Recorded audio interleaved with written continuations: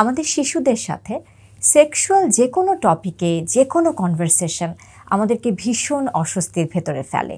কিন্তু বাস্তবতাটা এটাই যে আমরা যদি আমাদের শিশুদেরকে চাইল্ডহুড সেক্সুয়াল অ্যাবিউজ থেকে আসলে সুরক্ষিত রাখতে চাই, তাহলে আমাদের শিশুদের সাথে এই আনকমফোর্টেবল কনভারসেশনটা আমাদের করে ফেলতেই হবে। এবং এই দায়িত্বটা যে কোনো কেয়ার গিভারই নিতে পারেন। বাবা মা হতে পারেন, দাদা দাদি হতে পারেন, ভাই বোনও হতে পারেন। আমরা এক একজন মানুষ আমাদের শিশুটির বয়সটিকে বুঝে তার বোঝার ক্ষমতা এই ব্যাপারটিকে মাথায় রেখেই আসলে এই কনভারসেশনটি করব। এবং অনেক আমরা দেখেছি যে আমরা যদি চাই তাহলে এটাকে একটা শিল্পের পর্যায়ে নিয়ে যাওয়া সম্ভব। অনেক ইন্টারেস্টিং করেও, অনেক সুন্দর করেও একটি শিশুকে একদমই ট্রমাটাইজ না করে আমরা এই ইনফরমেশনগুলো আমাদের শিশুদেরকে দিতে পারি। আজকের ভিডিওটিতে আমি বেসিক কয়েকটি জিনিস আপনাদেরকে একটু মনে করিয়ে দেব, যেগুলো আপনি যখন কনভারসেশনটি করছেন এই টপিকটিতে আপনার শিশুর সাথে, তখন যাতে আপনি একটু মাথায় রাখতে পারেন এবং এই পয়েন্টগুলো যেন আপনার মিস না হয়। প্রথম যে পয়েন্টটি নিয়ে আমরা আমাদের শিশুদেরটাকে বোঝাতে চেষ্টা করব সেটা হলো প্রাইভেট পার্টস বলতে আমরা আসলে কি বুঝি। আমাদের শিশুর গোপন অঙ্গ, এভাবে যদি আপনার শিশু বোঝেন তাহলে গোপন অঙ্গই বলবেন। আর যদি আপনি প্রাইভেট পার্টস এই শব্দটাই শিশুর সাথে পরিচিত করতে চান তাহলে সেটাও আপনি পারেন। প্রাইভেট পার্টস ব্যাপারটা বোঝাতে আমরা খুব সহজে যে কোনো একটা পুতুল হাতে নিতে পারি। আমরা দেখাতে পারি তোমার চেস্টের যে এরিয়াটা আছে এবং তোমার দুই পায়ের মাঝের যে অংশটা আছে এটা তোমার প্রাইভেট পার্টস। আমরা অনেক সময় মা যদি হই, বাবা যদি হই, আমরা শিশুটাকে দেখিয়ে দিতে পারি প্রাইভেট পার্টস আসলে কোন জায়গাগুলো শিশুটির শরীরে। এটি দেখিয়ে দেওয়ার পরে আমরা আমাদের শিশুটাকে যেটা বোঝাতে যাব সেটা হলো এই প্রাইভেট পার্টসটা একদম তোমার বডির সব জায়গাতে টাচ করা যেতে পারে, কিন্তু এই প্রাইভেট পার্টসে না। এবং আমরা আমাদের চেহারার ভেতরে একটু সার্কাস্টিক করে আমাদের বাচ্চাদেরকে দেখাতে পারি, একটু যাতে ব্যাপারটা হয় যে আমরা ওর সাথে খেলার ছলে আসলে কোনো একটা কথা বলছি। আমরা পুতুলের গায়ে তো দেখাচ্ছি, এর বাইরে আমরা আর একটা উদাহরণ ওদেরকে দিতে পারি, সেটা হচ্ছে সুইমিং কস্টিউমের উদাহরণ। যখন আমরা সুইমিং কস্টিউমটা পরি তখন যেই এরিয়াগুলো আসলে ঢেকে থাকে সেই এরিয়াগুলোই আমরা আমাদের শিশুদেরকে বলবো এটাই তোমার প্রাইভেট পার্টস। প্রাইভেট পার্টস শুধু তোমার, এটার ওনারশিপ এটা শুধু তোমার, তুমি এটাকে টাচ করতে পারো, আর কেউ না। এই আন্ডারস্ট্যান্ডিংটা শিশুকে দেওয়ার পাশাপাশি ওদেরকে আমাদের আর একটা কথা বলতে হবে, এটা যেরকম তোমার প্রাইভেট পার্টস তুমি কাউকে টাচ করতে দেবে না, একইভাবে তোমাকে যদি কেউ বলে তাদের কোনো প্রাইভেট পার্ট টাচ করতে, এই কাজটাও আমরা করব না। তাহলে আমাদের শিশুদের প্রথম আমরা যেটা শিখালাম সেটা হচ্ছে প্রাইভেট পার্ট এবং প্রাইভেসি, এই দুটো কনসেপ্ট। এটা যখন আমাদের হয়ে যাবে তারপর আমরা আমাদের শিশুদেরকে সেফ টাচ এবং আনসেফ টাচ, বা আরও সহজ করে বললে গুড টাচ, ব্যাড টাচ, বা বাংলায় বললে ভালো স্পর্শ, খারাপ স্পর্শ, এভাবে করে আমাদের শিশুদেরকে স্পর্শ বা টাচের ব্যাপারে একটু সচেতন করব। আমাদের শিশুদেরকে বলতে হবে, বলো তো কোন টাচটা গুড টাচ। আমার শিশুদেরকে আমরা বোঝাবো যেই টাচটা তোমাকে করা হলে you feel good, you feel happy, তোমার সেফ লাগে নিজেকে। যেমন মা যখন তোমাকে জড়িয়ে ধরে, বাবা যখন তোমার এখানে চুমু খায়, চাচু যখন তোমাকে এখানে একটা চুমু দেয়, চাচু যখন তোমাকে হাতে নিয়ে উঁচুতে ছুঁড়ে আবার ধরে ফেলে। সো অনেকভাবে আমরা ওদেরকে গুড টাচের উদাহরণ দিতে পারি। গুড টাচ বলতে আমরা শিশুদেরকে সেই টাচগুলোকে শেখাবো যেগুলো কমফোর্টেবল, যেগুলো তার ভালো লাগে, সে সেফ ফিল করে, তার কোনো অস্বস্তি হয় না। অন্যদিকে আমরা যখন আমাদের শিশুদেরকে আনসেফ টাচ বা ব্যাড টাচ শেখাচ্ছি তখন জাস্ট এই কথাটা বোঝাবো, যেই টাচ তোমার প্রথম কথা ভালো লাগে না, দ্বিতীয় কথা তোমার কাছে কনফিউজিং লাগে যে এটা এরকম কেন, তোমার প্রচণ্ড খারাপ লাগে যে টাচটা, তোমার প্রচণ্ড অস্বস্তি হয়, তোমার প্রচণ্ড ভয় হয়, তোমার ওখান থেকে ছুটে উঠে আসতে ইচ্ছে করে, যে কোনো স্পর্শ যখন তোমার এরকম লাগবে, এই অনুভূতিগুলো হবে, তখন তুমি বুঝবে এই স্পর্শটা সেফ স্পর্শ না, এই স্পর্শটা ব্যাড টাচ। এবং আমাদের শিশুদের এই গুড টাচ এবং ব্যাড টাচের ব্যাপারটা আমাদের বারে বারে আসলে মনে করিয়ে তাকে বোঝাতে হবে। এবং আমরা অধিকাংশ ক্ষেত্রে দেখি আমাদের শিশুরা কিন্তু এই কনসেপ্টটা খুব ভালো মতো ধরতে পারে। যখন এটা আপনি দেখছেন আপনার শিশু পেরে যাচ্ছে, তখন আমি তাকে তার প্রাইভেট পার্টসের প্রোটেকশনের ব্যাপারটা শেখাবো। যখন আমি আমার শিশুকে, যখন সে আমি তাকে বলবো যে যখন তোমার এই প্রাইভেট পার্টসগুলো কেউ টাচ করে বা অন্য কারোটা টাচ করার জন্য তোমাকে কেউ খুব জোর করে, তুমি বুঝবে এটা তোমার জন্য সেফ না। তখন তোমাকে কয়েকটা কাজ করতে হবে। এখন এই কয়েকটা কাজ কি কি? এভাবে বলে আমাদের শিশুদেরকে আমরা 3টা শব্দ তাদের মাথায় ঢোকাবো। তার মধ্যে প্রথম হলো স্টপ, রান, টেল। এটা আমরা কিভাবে আমাদের শিশুদেরকে বুঝাই? যখনই তুমি দেখবে তোমার প্রাইভেট পার্টস কেউ টাচ করতে যাচ্ছে, তোমার আনকমফোর্টেবল লাগছে, তুমি সবার আগে এটাকে থামাবে। আমরা কিভাবে থামাতে পারি? আমরা অনেক জোরে বলবো নো, অথবা আমরা বলতে পারি ডোন্ট টাচ মি, অথবা আমাকে ধরো না, আমাকে ছেড়ে দাও। এবং আমরা এই জায়গাটাতে স্টপ বলতে পারি, অথবা ওদেরকে শাউটও শেখাতে পারি।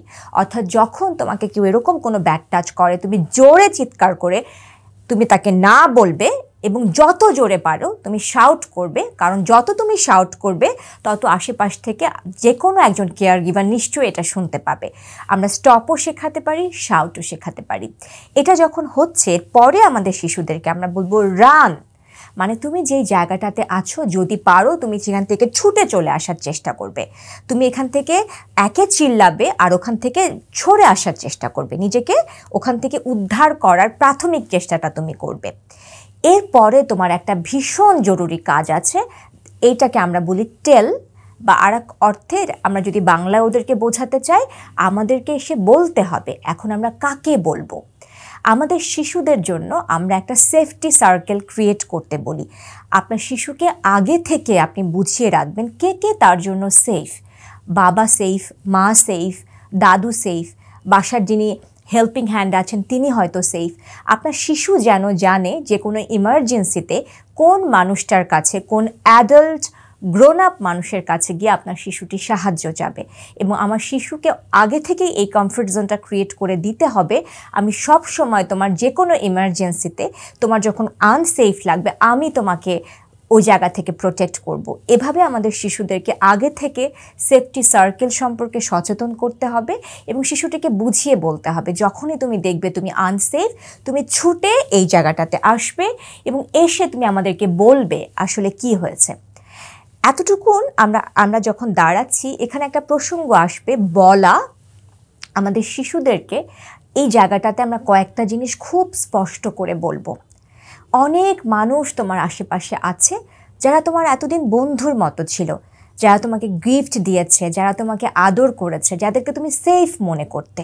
কিন্তু এরকম একটা মানুষ হঠাৎ করে দেখলে তোমার সাথে ভীষণ পচা একটা কাজ করলো, তোমার প্রাইভেট পার্টসে টাচ করে ফেললো, তখন এই মানুষটা যেই মানুষই হোক না কেন, সে হয়তো তোমাকে সবার আগে বলতে পারে এটা একটা খেলা, এটা কাউকে বলা যাবে না। অথবা এই মানুষটা তোমাকে বলতে পারে এটা যদি কাউকে বলো তাহলে কিন্তু আমি বলবো তুমি একটা খারাপ। আমাদের শিশুদেরকে শেখাতে হবে মা কখনো তোমাকে খারাপ ভাববো না, মা কখনো তোমাকে অবিশ্বাস করবো না, বাবা কখনো তোমাকে খারাপ জানবো না।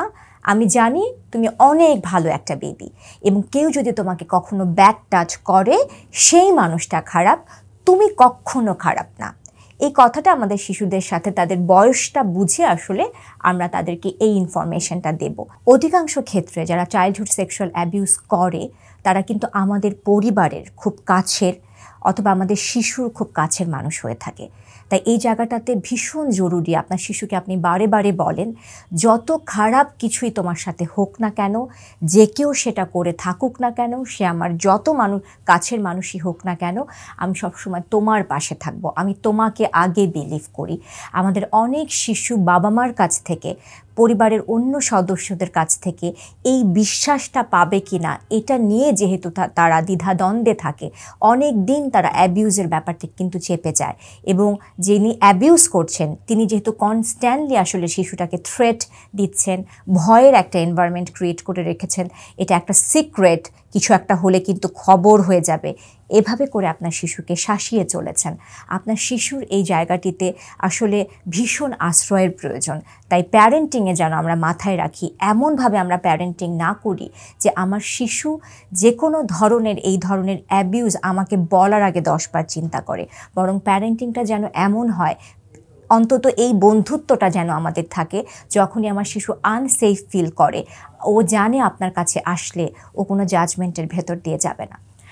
এর বাইরে আরও অনেকভাবে আমরা আসলে শিশুটির সাথে কাজ করতে পারি। শিশুটির সাথে যে কোনো একজন স্ট্রেঞ্জারের কাছে যেন আমাদের শিশু না চলে যায়, সে ব্যাপারে তাকে সচেতন করা যেতে পারে।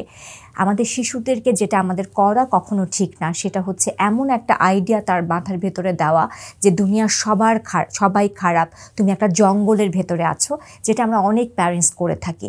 বরং অ্যাডভার্স চাইল্ডহুড এক্সপেরিয়েন্স স্টাডি যতগুলো পৃথিবীতে হয়েছে, একটাই রিকমেন্ডেশন বারে বারে দিচ্ছে, প্লিজ আপনি আপনার শিশুকে ভয় দেবেন না, শুধু আপনি আপনার শিশুটিকে জানান আপনি তার পাশে আছেন এবং পৃথিবীর সমস্ত মানুষ তার জন্য সেফ, তার জন্য নিরাপদ, এবং সে যেন এই অপটিমিজমের ভেতরে যেন আমরা আমাদের শিশুদেরকে রাখি। যেসব জায়গাতে আপনি নিরাপত্তাহীনতা বোধ করেন, সে জায়গাটাতে আপনি শিশুটির সাথে থাকতে পারেন, অন্য একজন ট্রাস্টেড কেয়ার গিভারের সামনে আপনার শিশুটিকে রাখতে পারেন। এবং শিশুটিকে আমরা এই জায়গাটাতে আরেকটা জিনিস আপনাদেরকে একটু আরেকবার রিমাইন্ড করতে চাই, সেটা হলো আমাদের শিশুদের প্রাইভেট পার্টসে হাত দিচ্ছে, এটা যেমন অ্যাবিউজ, আমাদের শিশুদেরকে দিয়ে যদি এরকম কাজগুলো করানো হয়, তাদের এমন কোনো ভিডিও তাদেরকে দেখানো হয় বা অন্যের বডিতে তাকে আসলে কিছু করতে বলা হয়, আমরা যেন এই আইডিয়াটা আরেকটু বড় হতে হতে আমরা বুঝে শুনে একটু একটু করে আসলে ঢুকিয়ে দিতে চেষ্টা করি, কারণ এই ফর্মগুলো চাইল্ড সেক্সুয়াল অ্যাবিউজের ভেতরেই পড়ে। চাইল্ড সেক্সুয়াল অ্যাবিউজের কনসিকুয়েন্স খুবই খুবই দীর্ঘমেয়াদী এবং আমাদের শিশুদের এটা সারা জীবনের মতো ক্ষতটা হয়ে যায়। তাই যত দ্রুত আমরা হলো প্রিভেনশনটা আমাদের করতে হবে, এবং যখনই আমরা জানবো যে আমাদের শিশুদের কারো সাথে এরকম কোনো একটা ঘটনা ঘটে গেছে, আমরা জাস্ট কয়েকটা জিনিস একটু মেনটেন করার চেষ্টা করব। আমরা তাকে বারে বারে যেই সেফটি তার কাছ থেকে চলে গেছে, যে আমার এই এনভায়রনমেন্টটা আজ সিকিউর না, সেই জায়গাটাতে একজন কেয়ার গিভারই যথেষ্ট। তিনি তাকে বারে বারে বলবেন ইউ আর সেফ, আমি তোমার সাথে আছি। মা হতে পারে, টিচার হতে পারে, কাজিন হতে পারে, ভাই বোন হতে পারে। উল্টো তাকে ওই জায়গা থেকে সরিয়ে থ্রেটেন করা যাবে না। আমাদের শিশুরা এই ধরনের ঘটনার ভেতর দিয়ে গেলে তাদের আচরণগত পরিবর্তন আপনি সবার আগে বুঝতে পারবেন। হয় আপনার বাচ্চাটা নিজেকে হঠাৎ করে অনেক বেশি গুটিয়ে নিবে, অথবা প্রচণ্ড অ্যাগ্রেসিভ বিহেভিয়ার করবে। রাতে সে ভয়ঙ্কর ধরনের স্বপ্ন দেখবে, জিনিসপত্র ভাঙচুর করতে পারে, রিপিটেড অ্যাঙ্গার আউটবার্স্ট হতে পারে যখন অ্যাকিউটলি আপনার শিশু এরকম কোনো ইনসিডেন্টসের ভেতর দিয়ে যাচ্ছে। তাই সবসময় শিশুর আচরণগত পরিবর্তনগুলো একটু কাছ থেকে খেয়াল করবেন। অনেক কারণে আচরণগত পরিবর্তন হতে পারে, তার মধ্যে একটা খুব জরুরি কারণ, আপনার বাচ্চা যখন সেক্সুয়াল অ্যাবিউজের ভেতর দিয়ে যায় এবং এই টোটাল ঘটনাটাকে সে নিজের ভেতরে কিছুতেই প্রসেস করতে পারে না, এটাকে যেন আমরা ম্যানেজ করি। কারণ পরবর্তীতে এটা যদি আমরা এখনই কোনো ট্রিটমেন্টে না যাই, ইন্টারভেনশনে না যাই, পরবর্তীতে শিশুর post traumatic stress disorder, depression, generalised anxiety, suicidal tendency, সবসময় এক ধরনের আনসেফ, ইনসিকিউর একটা ফিলিংস তার ভেতরে হওয়া, ট্রাস্টেড রিলেশনশিপ গড়তে সমস্যা হওয়া, এই সমস্যাগুলো কিন্তু তৈরি হবে। তাই চাইল্ড সেক্সুয়াল অ্যাবিউজ প্রিভেনশনে আমাদের নজর দিতে হবে, আমাদের শিশুদেরকে এডুকেট করতে হবে, তাদের সাথে খেলার মাধ্যমে আমরা তাদেরকে এগুলো বোঝাতে চেষ্টা করব। আর যখন আমরা বুঝবো যে এরকম একটা দুর্ঘটনা যদি ঘটেই যায়, আমরা ঘাবড়ে যাবার আগে শিশুটাকে আঁকড়ে ধরতে হবে। তার যেই পুরো পৃথিবীর উপর তার যে অবিশ্বাসটা চলে গেল, সবাই মিলে নতুন করে সেই বিশ্বাসের জায়গাটা তাকে আবার গড়তে সাহায্য করতে হবে। তবে আমরা বুঝবো আসলে অভিভাবক হিসেবে আমাদের যে বিশাল দায়িত্বটা আমাদের কাঁধে আমাদের শিশুদের রক্ষার ব্যাপারে আছে, সেই দায়িত্বটা পালন করা হয়েছে।